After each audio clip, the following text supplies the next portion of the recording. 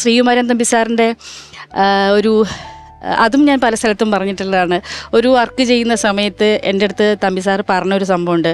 നീ നായികയാവാൻ നിൽക്കരുത്, നായിക ആയിക്കഴിഞ്ഞാൽ പെട്ടെന്ന് പോവും, നീ ഭാവിയിലെ KPSC ലളിതയാണ്.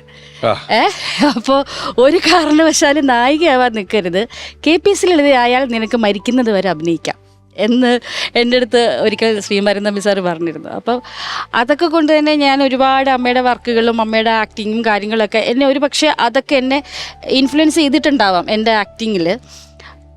അങ്ങനെയാണ് അവിടുന്ന് ചാനലിൽ നിന്ന് ഇങ്ങനെ ഒരു പ്രോഗ്രാം സ്റ്റാർട്ട് ചെയ്യാണ്.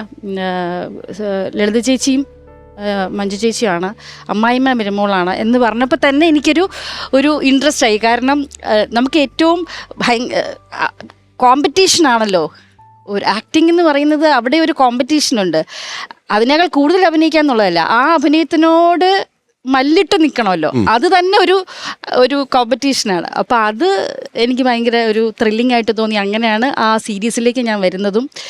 പിന്നെ അതിന് മുമ്പേ ബന്ധമുണ്ട്, വിളിക്കുകയും സംസാരിക്കുകയും ഒക്കെ കാണുമായിരുന്നു. പക്ഷെ അതിന് ശേഷമാണ് ശരിക്കും പറഞ്ഞു കഴിഞ്ഞാൽ ഒരു അമ്മ എന്നുള്ള സ്ഥാനത്ത് തന്നെ കണ്ടുകൊണ്ട് എനിക്ക്, അല്ലെങ്കിൽ അമ്മ മകൾ എന്നുള്ള സിദ്ധു തന്നെ പരാതി പറയും, എനിക്ക് കിട്ടണില്ല, നിങ്ങൾ കൊണ്ടുപോയില്ലേ സ്ഥിരം എന്ന് പറയും. കാരണം ഞാൻ അവിടെ സിനിമ ലൊക്കേഷനൊക്കെ പോയിട്ടുണ്ടോ ഞാൻ ചോദിച്ചു, വന്നിട്ടുണ്ടോ സീരിയലിൽ? വന്നിട്ടുണ്ട്, അവിടെ വന്നിട്ടില്ല, ഒരു ദിവസം എന്തോ വന്നിട്ടുണ്ട്, ഒരു പ്രാവശ്യം വന്നിട്ടുണ്ട്. പക്ഷെ അത് തിരക്കുള്ള ആളായി അപ്പോഴത്തേക്ക് ഇല്ലല്ല, അതല്ല, വേറെ കുടുംബമായിട്ടിരിക്കുമ്പോ ഇനി ഞാനെന്തിനാ.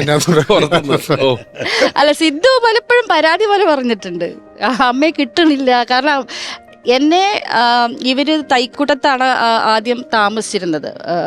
അപ്പോൾ എന്നെ ആ ഫ്ലാറ്റിലേക്ക് എന്നെ കൊണ്ടുപോയതും അവിടെ ഒരു ഫ്ലാറ്റ് എടുത്ത് തന്നതും എൻ്റെ പല കാര്യങ്ങളിലും ഇൻഫ്ലുവൻസ് ചെയ്തിട്ടുണ്ട് അമ്മ. അതായത് ഈവൻ KSF ചിട്ടി എടുക്കുന്ന പോലും അമ്മയുടെ ഇൻഫ്ലുവൻസ് ആണ്.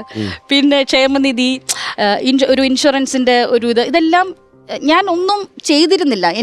എൻ്റെ ലൈഫ് സീരിയസ് ആയത് അമ്മ ലൈഫിൽ വന്നതിന് ശേഷമാണ്. എന്നെ ഒരു കുടുംബിനി ആക്കിയത് ശരിക്കും പറഞ്ഞാൽ അമ്മ ലൈഫിൽ വന്നതിന് ശേഷം. നീ അങ്ങനെ ചെയ്യണം, നീ ഇങ്ങനെ ചെയ്യണം. അതുപോലെ തന്നെ എങ്ങനെ ഒരു മകളെ ശാസിക്കുന്നു അതുപോലെ തന്നെ എന്നെ ചീത്തയും പറയാം. സിദ്ധുവിനെയൊക്കെ വിളിക്കുന്ന പോലെ തന്നെ എന്നെ ചീത്ത പറയാം. ചൂടായിട്ടൊന്നും അങ്ങനെ അധികം കണ്ടിട്ടില്ല. ചൂടാവൂല, പക്ഷെ അർത്ഥം വെച്ച് നല്ല നമ്മൾ മാറി നിന്നിട്ട് ആലോചിക്കുമ്പോ നല്ല മിഠായിയാണല്ലോ തന്നേന്നുള്ളത്. അല്ല, അമ്മ ആക്ച്വലി വയസ്സായി, അതെനിക്ക് തോന്നുന്നു കുറച്ച് ഏജായി വന്നപ്പോൾ അമ്മ ഒരുപാട് മെഡിസിൻസ് എടുക്കുന്നുണ്ടായിരുന്നു. പിന്നെ അമ്മ ലൈഫിൽ വന്ന എക്സ്പീരിയൻസ് അതെല്ലാം കൊണ്ട് അമ്മ ഒരു ഫ്രസ്ട്രേറ്റഡ് മൂഡോ അല്ലെങ്കിൽ അങ്ങനെ ഒരു വയസ്സായതിൻ്റെ ഒരു ചെറിയ ആ സമയത്ത് ഏറ്റവും കൂടുതൽ കൂടെ ഉണ്ടായിരുന്ന ഞാനാണ്. ആ സമയത്തൊക്കെ ഒരു അതൊരു ഭയങ്കര തമാശയാണ്. എന്തെങ്കിലും ഒരു മേക്കപ്പ് ഇച്ചിരി കൂടിപ്പോയാൽ വഴക്കുണ്ടാക്കും. എന്തിനാണ് ഇത്ര മേക്കപ്പ് ഇട്ടേ, നിന്നോട് ഞാൻ പല പ്രാവശ്യം വേണ്ടി മേക്കപ്പ് ഇട്ടില്ല. അപ്പോഴത്തേക്കും എനിക്ക് വഴക്ക് പറയുമ്പോഴേക്കും ചിലപ്പോൾ മൂഡ് ഓഫ് ആയിട്ടിരിക്കും. ഭക്ഷണം ഒന്നും കഴിക്കത്തില്ലെങ്കിൽ ചോദിക്കും, അവളെന്തിയേ പറയും, ഭക്ഷണം വേണ്ടാന്ന് പറഞ്ഞു. ഉടനെ ഒരു വരവുണ്ട്, ഓടിച്ചാൽ കുറഞ്ഞ വന്ന് കഴിക്കണേ ഇങ്ങോട്ടെന്ന് പറഞ്ഞിട്ട് അതും ചൂടായി പറയുന്നത്. അത് സ്നേഹമാണ്. എൻ്റെ അമ്മ ഇതുപോലെയാണ്, ദേഷ്യപ്പെട്ടാ സ്നേഹിക്കുക. ആ സ്നേഹം എനിക്ക് മനസ്സിലാക്കാൻ പറ്റിയെന്നുള്ളതാണ്. അതങ്ങനെയാണ്. ഇപ്പം പറഞ്ഞല്ലോ ചില ഇൻഷുറൻസ് എടുപ്പിക്കലുകൾ, ചിട്ടി ചേർക്കൽ എന്നൊക്കെ പറഞ്ഞു. അപ്പം ആത്മകഥ എഴുതിയ ബുക്കിൽ ഈ ഭരതൻ സാർ സിനിമ നിർമ്മിക്കാൻ പോയിട്ട് സാമാന്യം കുറച്ച് നല്ല പൈസ കളഞ്ഞെടുത്തുവെന്നും അതിനുശേഷം ഒരുപാട് അഭിനയിക്കാൻ പോയിട്ടുണ്ടെന്ന് ഒക്കെ പറഞ്ഞിട്ടുണ്ട്. അപ്പൊ വീട്ടിലെ ഒരു എക്കണോമിക്സ് ആരാ നോക്കിക്കൊണ്ടിരുന്നത്? വീട്ടിലെ എക്കണോമിക്സോ? അത് മിക്കവാറും അമ്മ തന്നെ ആയിരിക്കും, മണക്കണക്ക് വെച്ചിട്ട്. അങ്ങനെ ഇതിനകത്താണ് ഫുൾ ലെഡ്ജറൊക്കെ. അവിടുന്ന് അങ്ങനെ വന്നു, ഇവിടുന്ന് അങ്ങനെ പറഞ്ഞത്.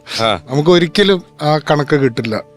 ഇപ്പൊ ലൈക്ക് വടക്കാഞ്ചേരി ഉള്ളപ്പോ ഇപ്പൊ ചേച്ചിനൊക്കെ അഡ്വൈസ് ചെയ്യണ സമയത്ത് പോലും അമ്മ ഭയങ്കര ഈ ഇവിടുന്ന് എടുത്ത് അവിടുന്ന് എടുത്ത് ഇങ്ങോട്ട് പറഞ്ഞു, ഇവിടുന്ന് അവിടെ കൊടുത്ത് അപ്പോഴത്തേക്ക് ഇവിടെ കഴിഞ്ഞു എന്നൊക്കെ പറയട്ടെ. ഈ കണക്കൊന്നും നമുക്ക് നടക്കില്ല, അത് തെറ്റും, എന്തായാലും തെറ്റും. ഓർമ്മയിലെന്നും